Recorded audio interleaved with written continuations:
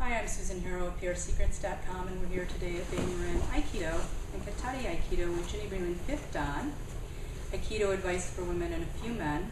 And today Ginny's going to talk about Ikkyo from Riai, Ichidori, and Katatadori.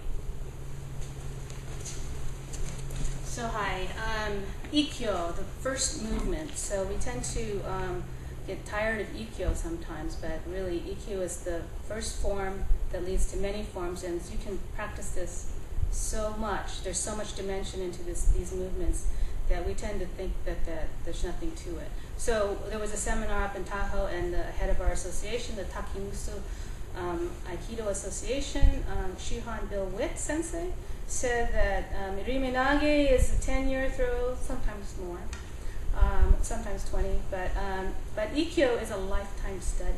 And when he said that, I just could not agree more, because it seems so simplistic, but there's so much dimension in it. I like to use the sword, Riai, and the concepts of Riai in as many movements as I can to get the feeling of centering myself and grounding myself and having the right ma'ai with your uke. So I'm going to do a couple of different grabs from the same arm, and the pattern of movements is the same.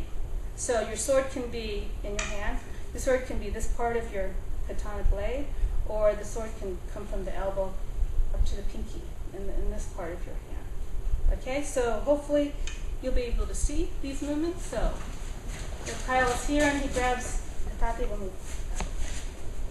I'm this way. I come off to the side, then I raise my sword, and then I strike.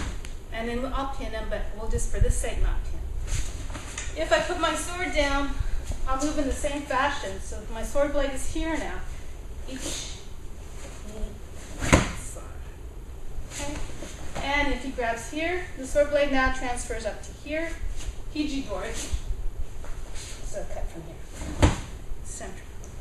And if he grabs up high, move down, sword blade comes up from here. Strike. So the movements, thank you, should all feel the same.